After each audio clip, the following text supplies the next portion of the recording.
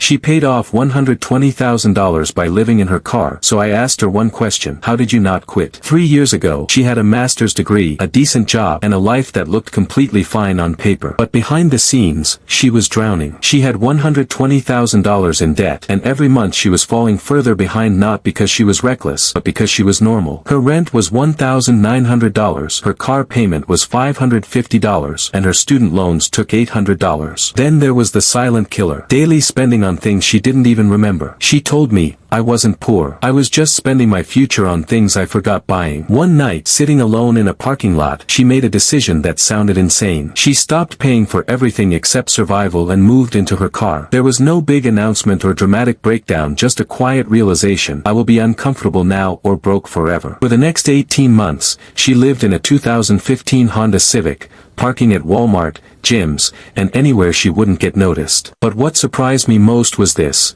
it wasn't the sleeping that broke her, it was the loneliness. Watching her friends go out without her, telling her family she was fine when she wasn't, that was the hardest part. Still, every month something started to shift. Before, she was spending $2,800 a month. After moving into her car, her total expenses dropped to just $600. That gap, $200 every month, went straight toward her debt. One by one, things disappeared. Credit cards, gone. Student loans, gone. Even the car was paid off. In 30 months, she erased $120,000. But what really changed wasn't just her bank account, it was how she saw money. She told me, "Debt isn't just numbers. It's time. It's stress. It's your future." And then she said something I haven't been able to forget: discomfort is temporary. Debt stays, until you make it uncomfortable to keep it. Today, she lives in a small apartment. She drives the same car. She has zero debt. And sometimes, she still parks at Walmart,